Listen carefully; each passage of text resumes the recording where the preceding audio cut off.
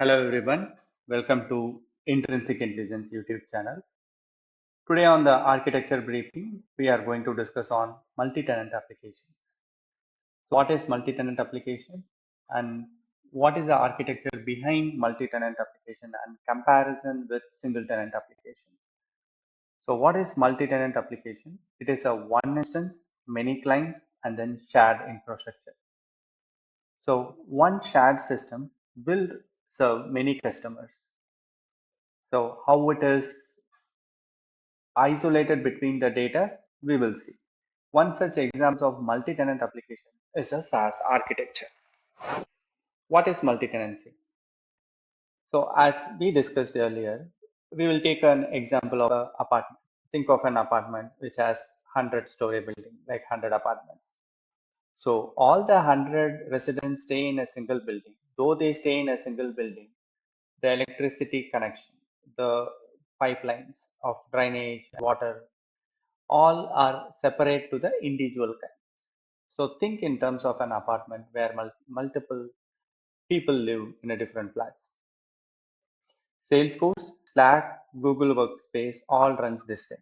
One code base, one set of infrastructure, thousands of isolated customers.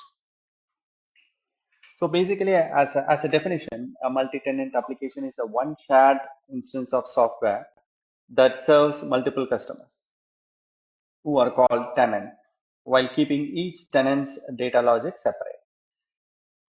So that the representation we can see, we have T1, T2, T3 till T8. Each are different customers or clients or tenants which share the same infrastructure, which is app, code, database, and compute.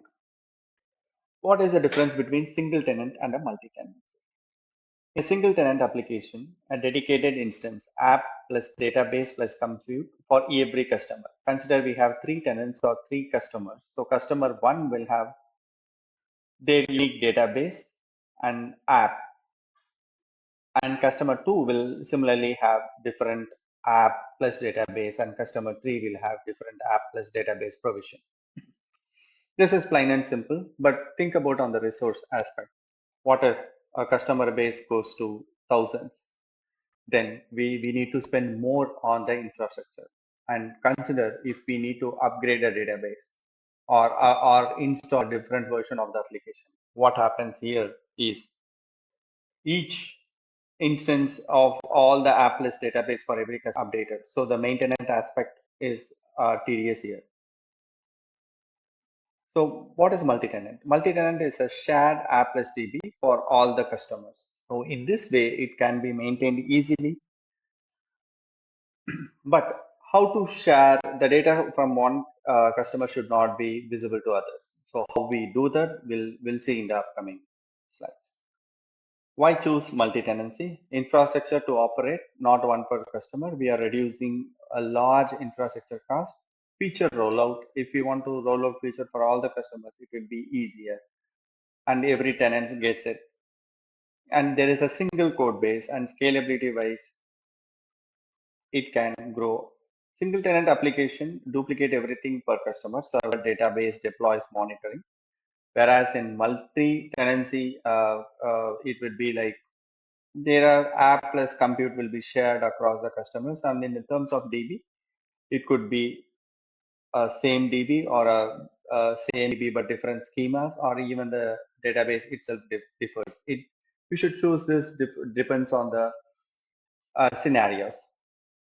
This is the core layers of system anatomy, how it works. So the tenant is routed, the request comes in, identifying the tenant using subdomain, header, or token, and then it goes into the application layer where there is a shared business logic, APIs, and runs once for everyone.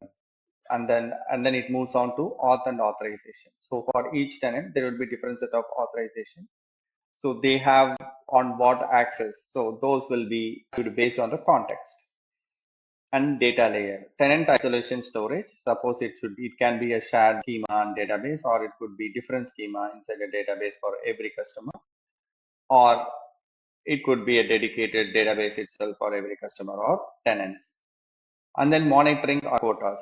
So there is a problem. Consider we have a multi-tenant application and one particular tenant or customer uses much of its capacity.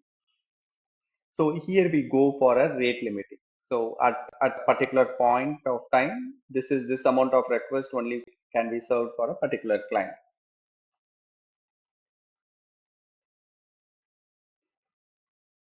Tenant identification and routing. When a request come in, the router reads the subdomain and the header, and it creates the context for the particular tenant.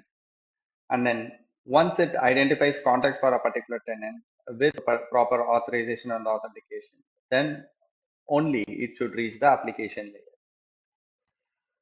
So this tenant context is a threaded one and it can be run parallelly.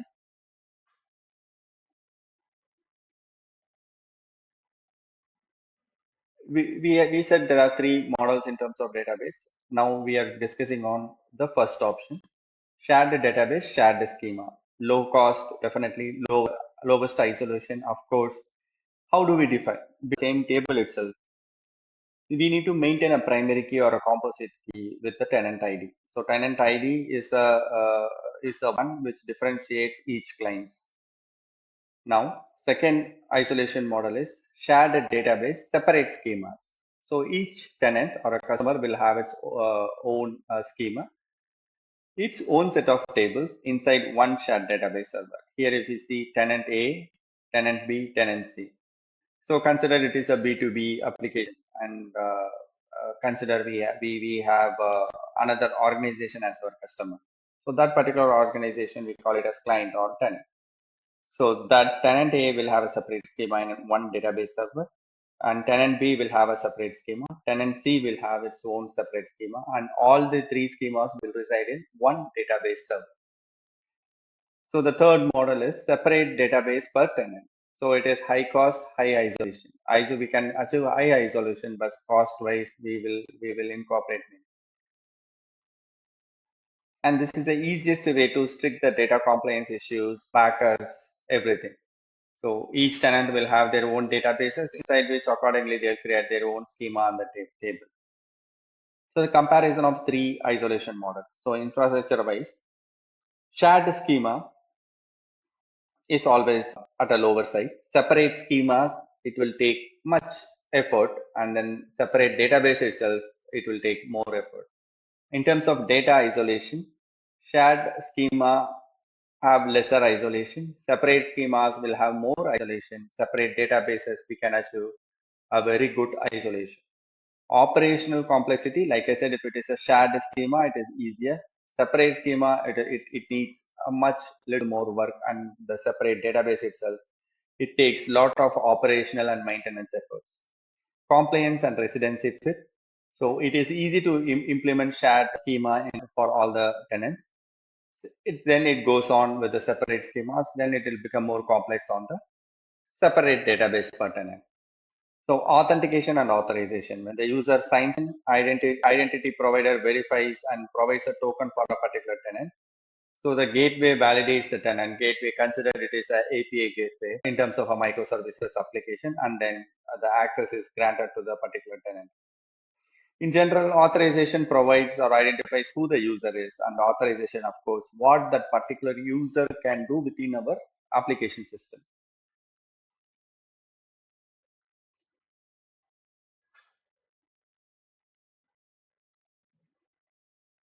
Now, so this is an interesting problem. Shared resource. We are talking about multi-tenant application and a shared resource. When tenants compute, store, and do their operations, there is a problem called noisy neighbor. Consider there is a tenant A, tenant B, tenant C, tenant D. So they are all using a shared pool.